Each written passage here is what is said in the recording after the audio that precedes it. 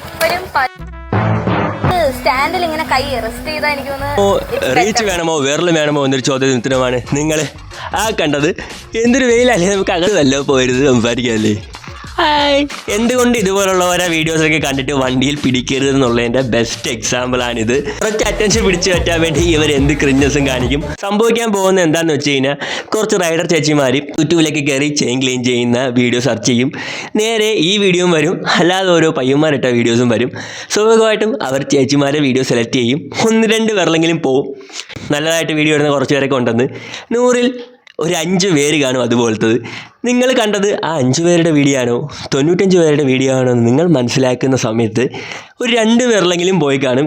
ഇങ്ങനെയുള്ള സാഹചര്യങ്ങളിൽ വായിൽ വിരലിട്ടുകൊണ്ടിരിക്കേണ്ടി വരുമെന്ന് പറയായിരുന്നു.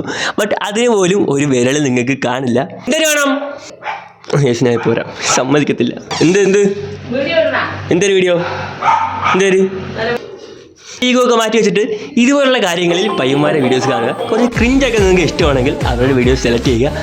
സോ നിങ്ങളെ റൈഡർമാരായിട്ടുള്ള ചെങ്കത്തികളൊക്കെ ഉണ്ടെങ്കിൽ ഇതൊന്ന് അയച്ചെടുത്തേക്ക്. ഇല്ലെങ്കിൽ ഇതൊക്കെ കണ്ടിട്ട് വിരലും പോയി വീട്ടിൽ ഇരിക്കും. സോ